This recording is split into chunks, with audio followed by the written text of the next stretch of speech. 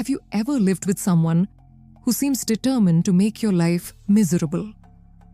Not with yelling, not with violence, but with something far pettier and far more maddening?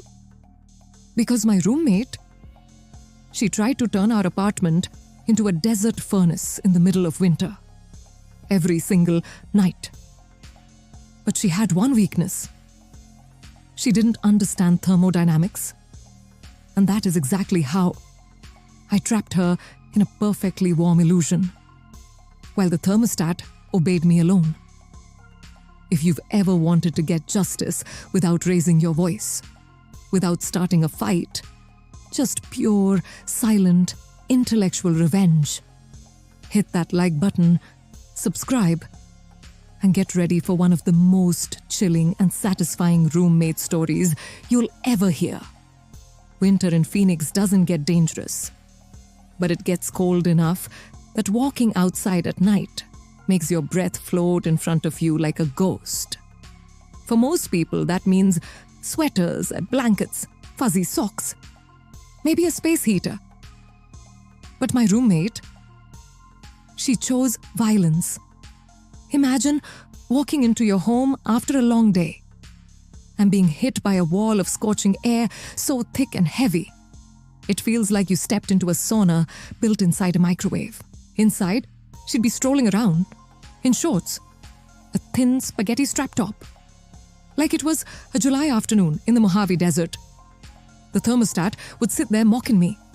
79, 80 degrees, every single night. Now, I have cold intolerance too. But unlike her, I actually did the logical thing. I wore clothes. Layers, sweaters, socks, human behavior. But no. She wanted the entire apartment to adjust to her personal fantasy climate. And the worst part, she refused every alternative. Space heater. No, that's expensive. Wearing warmer clothes. No, that's uncomfortable. Paying for the extra electricity. Ugh. Why should I care? Over time, I realized something.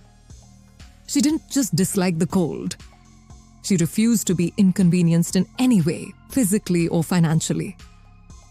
We're talking about someone who walks around half-dressed, turns the heat up like she's roasting marshmallows, ignored my texts, avoided me in the hallway, and on 2 separate months, forgot to pay her rent. Not my business, separate leases. But utilities split right down the middle.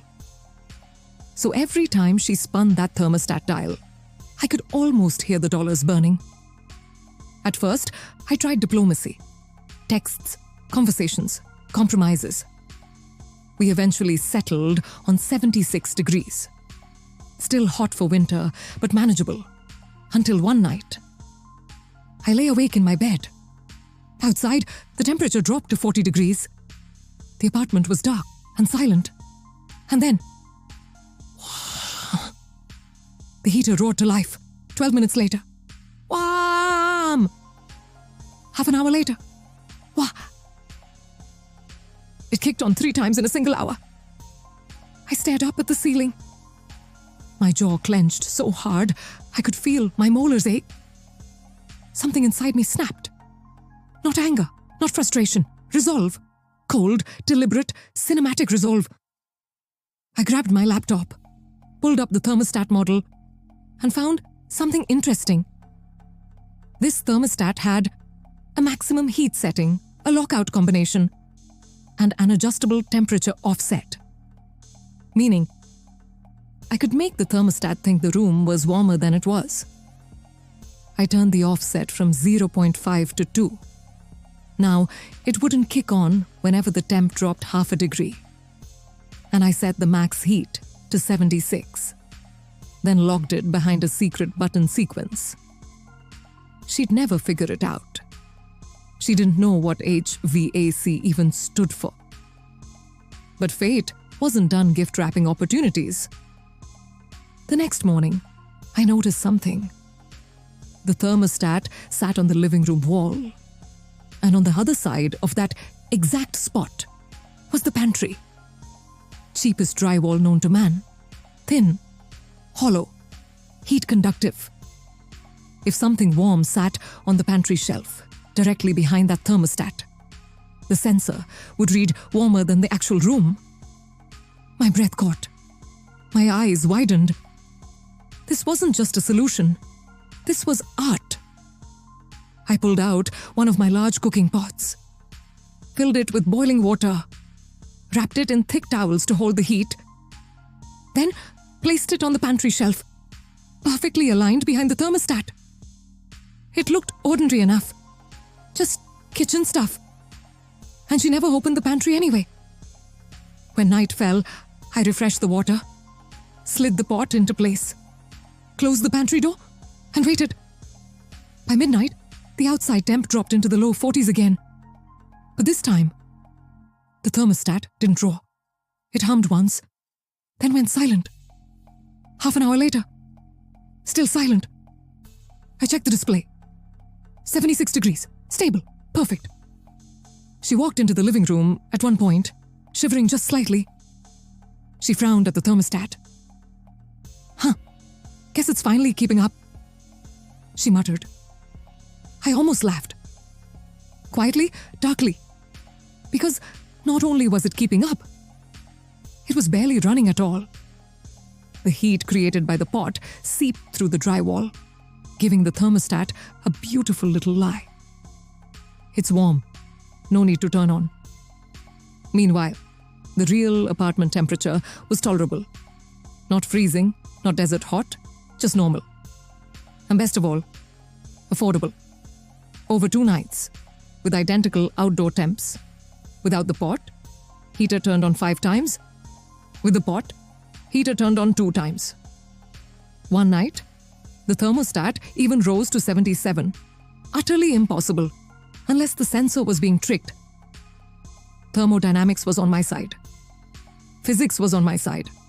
The electricity bill was finally on my side. And she? She never suspected a thing. She still thinks the apartment magically started heating better. The true payoff wasn't explosive. It wasn't loud. It wasn't dramatic. It was quiet, elegant, mathematical. Every night, she slept soundly, believing her precious 76 degrees was being maintained. Every night, the heater stayed mostly silent, saving us both money. And every night, I walked past the pantry with a small, satisfied smile, knowing the real climate control was happening behind the wall, in a pot, wrapped in towels, powered by pure pettiness and physics. A perfect revenge. Petty enough to sting, smart enough to admire, and subtle enough that she'd never catch me.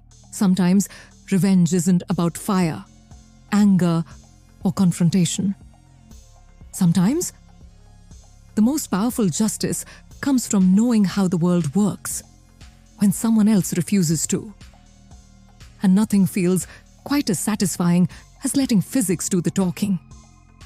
If this cold, calculated revenge gave you chills or warmed your heart just a little, smash that like button, subscribe, and tell me in the comments. What's the pettiest but smartest revenge you've ever seen? Thanks for watching, and stay tuned for more dark, cinematic Reddit stories.